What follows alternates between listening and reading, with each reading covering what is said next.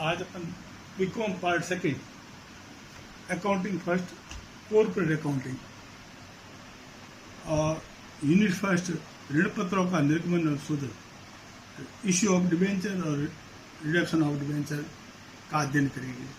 तो सबसे पहले अपन चलते हैं मीनिंग ऑफ डिबेंचर कि डिबेंचर होता क्या है। तो डिबेंचर कंपनी की अंशों की तरह ऋण पत्र भी एक ऋण का प्रलेख है जिसपे कंपनी की सार मुद्रा लिखित होती है, जिसपे ऋण की शर्तें लिखी होती है। यह सुरक्षित भी हो सकता है, असुरक्षित भी हो सकता है और ऋण पत्रों पर प्रतिवर्ष ब्याज दिया जाता है। ऋण पत्र के जो मालिक होते हैं वो ऋणदाता होते हैं, ऋण पत्रधारी होते हैं। एक प्रकार का लोन है, ऋण पत्र एक प्रकार का लोन है। यानी ऋण पत्र कंपनी के ऋण का प्रलेख एक डॉक्यूमेंट है, लोन का डॉक्यूमेंट है कि लोन कंपनी ने लिया है अपन से और इसमें ब्याज की रेट सही छपी होती है, इसमें कितना ब्याज मिलेगा, ये सिक्योर्ड होगा या अनसिक्योर्ड होगा, क्या मतलब इसके पीछे संपत्ति गिरवी होगी या नहीं होगी। तो वो सारी चीज़ें इस पर लिखी होती है, कंपनी की मोहर होती है और एक ऋण का प्रमाण पत्र है। ऋण का एक प्रमाण पत्र ऋण पत्र है। इसके बाद में अपन देखते हैं कि ऋण पत्र कितने प्रकार का हो सकता है, कौन कौन से टाइप का ऋण पत्र है। तो पहला ऋण पत्र है वो मुख्य रूप से इसमें 9 बताए हैं। पहला ऋण पत्र है रजिस्टर्ड डिबेंचर। रजिस्टर्ड डिबेंचर का मतलब ऐसे ऋण पत्र जिनके मालिक का नाम कंपनी के रजिस्टर में लिखा हो, यानी कि वो किसी को ट्रांसफर करना है तो वह की तरह नहीं होगा जिसको गिरा मिला उसका हो जाए, वो नहीं होगा। जिसकी कंपनी के रजिस्टर में उसका नाम लिखा होगा कि ये ऋण पत्र उसी व्यक्ति का है और वो यदि किसी को बेचान करनी चाहे तो नियमानुसार बेचान होगा, यूँ तो रजिस्टर्ड डिबेंचर हुआ। इसके बाद में आता है वाहक डिबेंचर, बियरड डिबेंचर। वाहक डिबेंचर ऐसा डिबेंचर होता है जिसपे कंपनी के रजिस्टर में उसका नाम नहीं होता है, वो जिसके पास होता है वो उसका मालिक है। बाई जो खो भी जाए, किसी को मिल जाए तो वाहक डिबेंचर वो उसी का होगा। यानी इसमें बेचान करने की आवश्यकता नहीं, क्योंकि रजिस्टर्ड डिबेंचर में बेचान करना पड़ेगा, एंडोर्स करना पड़ेगा, कंपनी से वापस बेचान करने की प्रक्रिया अपनानी पड़ेगी। अब तीसरे टाइप का डिबेंचर आता है सिक्योर्ड डिबेंचर। सिक्योर्ड डिबेंचर सुरक्षित ऋण, यानी कि सुरक्षित का मतलब सेफ्टी, यानी कि ऋण पत्रधारी सुरक्षित है, उनका धन सुरक्षित रहेगा, असुरक्षित नहीं है। उसको लगे कंपनी के पीछे संपत्ति गिरवी रखी हुई है, गिरवी रखने के बाद डिबेंचर इशू किए हुए हैं, वो ऋण पत्र सुरक्षित है। वो डिबेंचर सुरक्षित है, माना कि कंपनी की 50 लाख की संपत्ति है, स्थायी संपत्ति भवन वगैरह है और उसके बदले में 50 लाख के बदले में 30 लाख के डिबेंचर इशू कर दिए, तो इसका मतलब वो ऋण पत्र सुरक्षित है। कंपनी की समापन के समय में उनको पहला पैसे मिलेगा, भूमि भवन जब भी बेचेंगे तो पहला सुरक्षित वालों का पैसा मिलेगा, वो सिक्योर्ड डिबेंचर होगा। सिक्योर्ड का उल्टा अनसिक्योर्ड डिबेंचर, ऐसे डिबेंचर जो कंपनी ने इश्यू तो किए हैं लेकिन उसके पीछे कोई संपत्ति गिरवी नहीं रखी हुई है, असुरक्षित ऋण पत्र हुए, उसके पीछे संपत्ति गिरवी है नहीं। अब पैसा इसमें डूब भी सकता है, यदि कंपनी की स्थिति खराब हो तो वो असुरक्षित ऋण पत्र वाला को घाटा हो सकता है। सुरक्षित ज़्यादा सेफ है, सुरक्षित 100% सिक्योर्ड है, असुरक्षित में पीछे संपत्ति गिरवी है नहीं, कंपनी की साख में चलेगा, ब्याज तो मिलेगा लेकिन ये अनसिक्योर्ड है, इसमें रिस्क ज़्यादा है। अब कंपनी इसमें रिटर्न ब्याज की रेट ज़्यादा देगी तो कौन लोग इसमें इन्वेस्टमेंट करेंगे, नहीं तो सिक्योर्ड में कम रेट भी हो तो भी लोग इसमें इन्वेस्टमेंट कर देंगे। अब आता है परिवर्तनशील ऋण पत्र, कन्वर्टेबल डिबेंचर। कन्वर्टेबल में इनको कन्वर्ट किया जा सके, बदला जा सके, वो डिबेंचर कन्वर्टेबल डिबेंचर कहलाते हैं। ऐसे डिबेंचर जिनको निश्चित अवधि के बाद अंशों में बदला जा सके, इक्विटी से बदला जा सके, यानी कि कंपनी ये विकल्प दे दे कि 5 साल बाद में अपने ऋण पत्र जमा कराओ और बदले में आप नए इक्विटी से दे, ऐसा विकल्प दिया हो तो वो कन्वर्टेबल डिबेंचर हुए। ऐसे डिबेंचर जिनको कन्वर्ट किया जा सके वो कन्वर्टेबल डिबेंचर कहलाएंगे।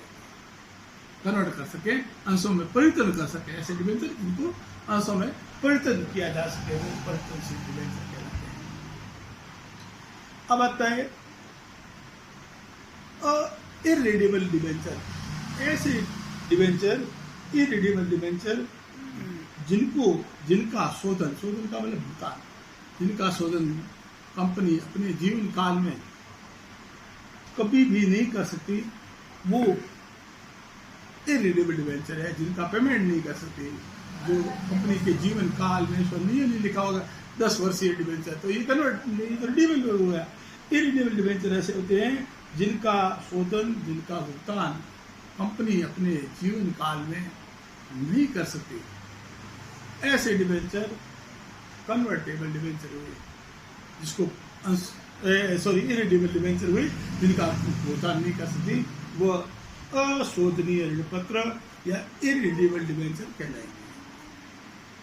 इररिडीबल डिबेंचर का उल्टा है रिडीबल डिबेंचर, शोध्य ऋण पत्र। शोध्य ऋण पत्र का मतलब ये हुआ, नाम से दिख रहा है, उसका उल्टा है जिनका कंपनी शोधन कर सकती है। शोधन का मतलब जिनका भुगतान कर सकती है। ऋण पत्रधारियों को एक नोटिस देने के बाद निश्चित अवधि बाद उनका भुगतान कर सकती है कि भाई कंपनी आज से 3 साल बाद में जब भी नोटिस देगी और उनका भुगतान कर दिया जाएगा, वो हुआ रिडीबल डिबेंचर। अब रिडीबल डिबेंचर के बाद में अब है फर्स्ट डिबेंचर। फर्स्ट डिबेंचर का मतलब प्रथम ऋण पत्र। जिन ऋण पत्रों का भुगतान अन्य ऋण पत्रों की अपेक्षा प्राथमिकता के आधार पर सर्वप्रथम होता है, ऐसे ऋण पत्रों को शोधन करने के बाद पुनः रीइश्यू भी किया जा सकता है, जिनका भुगतान पहले होगा। अन्य ऋण पत्रों की अपेक्षा पहले डिबेंचर का भुगतान होगा, वो फर्स्ट डिबेंचर है। द्वितीय ऋण पत्र, सेकेंड डिबेंचर।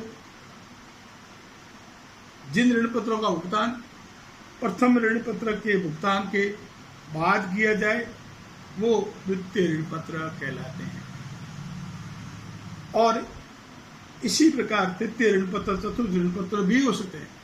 पहले ऋण पत्र जिनका फर्स्ट भुगतान किया जाए प्रथम ऋण पत्र, जिनका सेकंड नंबर पे भुगतान किया जाए वो सेकंड डिबेंचर। अब एक बार वापिस के ऋण पत्र में 9 प्रकार के हैं। पहला रजिस्टर्ड डिबेंचर, जिनका कंपनी के रजिस्टर में उनका नाम है, मालिक का नाम है, वो रजिस्टर्ड डिबेंचर हुए। वाक डिबेंचर एज ए, जिनका कंपनी के रजिस्टर में नाम नहीं है, जिसके पास मिला वो उसका हो गया वाक डिबेंचर। सुपुर्द की मात्रा को हस्तांतरण हो जाता है। तीसरे नंबर का सिक्योर्ड डिबेंचर, जिसके पीछे कोई संपत्ति गिरवी रखी हुई है, सिक्योर्ड डिबेंचर।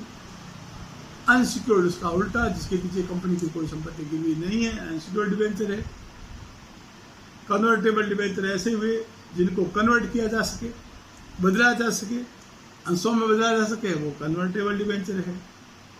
इररिडीबल डिबेंचर ऐसे होते हैं जिनका कंपनी अपने जीवन काल में भुगतान नहीं कर सकती, शोधन नहीं कर सकती, वो इररिडीबल डिबेंचर हुए। रिडीबल डिबेंचर ऐसे होते हैं जिनका कंपनी अपने जीवन काल में भुगतान कर सकती है, वो रिडीबल डिबेंचर हुए। प्रथम ऋण पत्र फर्स्ट डिबेंचर ऐसे हुए जिनको भुगतान में पहले मिलेगा, प्राथमिकता मिलेगी, पहले मिलेगा। अन्य ऋण पत्रों की भुगतान पहले मिलेगा, वो फर्स्ट डिबेंचर हुए। द्वितीय ऋण पत्र जिनको फर्स्ट के बाद सेकंड नंबर पे भुगतान मिलेगा, वो सेकंड डिबेंचर हुए। अब अंश व ऋण पत्रों में थोड़ा बड़ा अंश भी है, और ऋण पत्र कंपनी पैसा धन इकट्ठा करती है तो अंशों से भी कर सकती है और ऋण पत्र से भी कर सकती है। तो इसका दोनों में थोड़ा सा अंतर समझना अपन को ठीक रहता है। 12th में ये अंश आए हुए हैं और ऋण पत्र भी आए हुए हैं। तो ऋण पत्रों और अंशों में क्या मुख्य रूप से अंतर है? पहला है पूंजी विवरण। तो अंश क्या है, शेयर है, वो एक पूंजी का हिस्सा है। अंश कंपनी के पूंजी का हिस्सा होता है। और ऋण पत्र कंपनी के ऋण का एक हिस्सा है, ऋण का पार्ट है, पूंजी का पार्ट है, वो ऋण है, ऋण पत्र लोन है, और ये एक कैपिटल है और वो ऋण है। अंश कैपिटल का हिस्सा हुआ और वो लोन का हिस्सा हुआ, पार्ट ऑफ लोन और पार्ट ऑफ कैपिटल। अब धारक जो होते हैं उनको संबोधन कैसे करें? भाई अंशों का धारक है, उसको क्या कहे? ऋण पत्र धारकों को क्या कहे? तो अंशों का धारक होता है, उसको कहते हैं अंशधारी या अंशधारक। ऋण पत्रों का धारक करने वाला ऋण पत्रधारी। अब है स्वामित्व की प्रकृति।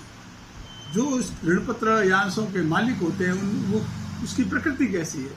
और अंश होते हैं वो कंपनी के मालिक होते हैं, उनको वोट देने का अधिकार होता है, कंपनी के ओनर है, मालिक, कंपनी के मालिक होते हैं। और ऋण पत्रधारी कंपनी के ऋणदाता होते हैं, मालिक नहीं होते, उनको वोट देने का अधिकार नहीं होता है। कंपनी के स्वामी होते हैं, अंशधारी कंपनी के स्वामी, और ऋणधारी कंपनी के ऋणदाता होते हैं। अब वर्ष के अंत में, वर्ष के मध्य जब कोई अंश खरीदेंगे या ऋण खरीदेंगे तो उस प्रतिफल की इच्छा रखते हैं। अब अंशों वाले को प्रतिफल मिलेगा, उसको क्या कहें? ऋण पत्र वालों को प्रतिफल मिले, उसको क्या कहते हैं? तो लाभांश व ब्याज। अंशों पर प्रति वर्ष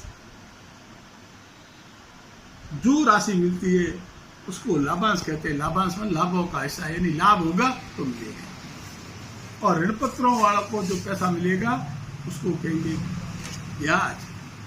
अब ब्याज का भुगतान अनिवार्य रूप से होगा और लाभांश का भुगतान करना जरूरी नहीं है। कंपनी का लाभ होगा तो करेंगे और ब्याज का भुगतान तो करना पड़ेगा। वैसे अंतर देखें तो ब्याज पीनल के 2 में जाता है, पीनल के बीआर साइड में जाने वाला आइटम है, लाभांश पीनल एप्रोप्रिएशन में जाएगा। ये लाभों का निपटारा है, लाभों का नियोजन है। अब ब्याज में इनकम टैक्स में छूट मिलेगी क्योंकि वो पीनल में जाएगा तो नेट प्रॉफिट कम आएगा, टैक्स में फर्क पड़ेगा। और अंशों में लाभांश टैक्स लगाने के बाद के लाभों में से मिलता है, ऋण पत्र टैक्स घटाने से पूर्व के लाभों में से मिलता है। और लाभ नहीं भी हो तो ऋण पत्र में ब्याज जरूर मिलेगा। अंशों में लाभांश देना जरूरी नहीं है, ऋण पत्रों में ब्याज देना पड़ेगा। अब आता है समापन के समय भुगतान। कंपनी का लिक्विडेशन हो जाता है, कंपनी का समापन हो जाता है, तो पहले किसको भुगतान करें, बाद में किसको? चूंकि ऋण पत्रधारी ऋणदाता है, लोन है, तो इसका भुगतान तो पहले होगा और अंशों का भुगतान ऋण पत्रधारियों के बाद होगा। अंशधारियों का भुगतान बाद में और ऋण पत्रधारियों का भुगतान पहले। अंशधारी मालिक होते हैं तो मालिक का पैसा पहले मिलता है, सबसे एंड में मिलेगा। और लोन देने वाले, ऋण पत्रधारी लोन देने वाले हैं, उनका भुगतान अंशधारियों से पहले मिलेगा। तो भुगतान समापन के समय भुगतान का क्रम में क्या हुआ कि अंशों का भुगतान ऋण पत्र धारकों के बाद, ऋण पत्रों का भुगतान अंशधारियों से पहले मिलता है। और वैसे अब जो लोग सिक्योर चाहते हैं, पैसा ब्याज हर साल चाहते हैं, वो इन्वेस्टमेंट, तो वो ऋण पत्र खरीदने में उनको सिक्योरिटी, लोन ब्याज पहले मिलेगा। कंपनी का समापन हुआ तो भी पैसे पहले ऋण पत्र वालों को मिलेंगे, अंशों वालों को बाद में मिलेंगे। अब अपने रहता है कि भाई ये तो अंशधारी खरीदे कि ऋण पत्र ही खरीदे, तो ऋण पत्र खरीदने में ब्याज की रेट फिक्स चलेगी, तो अंशों पर लाभांश बढ़ता रहता है। वास्तविक मालिक होते हैं, कंपनी की जो पॉलिसी बनेगी उनको वोट देने का अधिकार होगा। लाभ अधिक होगा तो उसको लाभांश की रेट अधिक मिलेगी। अंतर पूंजी मतलब कहना मतलब ऋण पत्रों में, ऋण पत्रों अंशों में मेन अंतर हुआ कि अंशों का मालिक अंशधारी, ऋण पत्रों का मालिक ऋणधारी। अंशों में मिलता है लाभांश तो ऋण पत्रों में मिलता है ब्याज। कंपनी के अंश के जो स्वामी होते हैं वो कंपनी के मालिक होते हैं और ऋण पत्रों के स्वामी होते हैं वो ऋणदाता होते हैं। लाभांश देना जरूरी नहीं है, ब्याज पहले मिलेगा। समापन में भी अंशधारियों का भुगतान ऋण पत्रधारियों के बाद किया जाता है और ऋण पत्रधारियों का भुगतान अंशधारियों से पहले किया जाएगा। ब्याज प्रॉफिट एंड लॉस में 2 में आएगा, डीआर साइड में आएगा, वो P&L एप्रोप्रिएशन के साइड में आएगा, डेबिट साइड में आएगा। कंपनी को ऋण पत्र इश्यू करने पर ब्याज निश्चित तरह से देने पर आयकर में उसको राहत मिलेगी, और लाभांश के लिए टैक्स घटाने के बाद जो प्रॉफिट बचेगा उसमें से लाभांश देंगे तो टैक्स में उनको राहत नहीं मिलेगी। आजदारियों को वोट देने का अधिकार है, उनको नहीं है। तो इस प्रकार अपन ने आज ऋण पत्रों का मीनिंग, ऋण पत्रों का अर्थ क्या है, ऋण पत्र एक प्रलेख है, एक वो हो गया, ऋण पत्र कितने प्रकार के होते हैं, अंश व ऋण पत्रों में क्या क्या अंतर है, ये सब अपन ने आज इसको अध्ययन किया। एक बार आप नोट कर लो। ये बीकॉम सेकेंड ईयर का है और अकाउंटिंग फर्स्ट, कॉर्पोरेट अकाउंटिंग निगम ये लेखांकन है।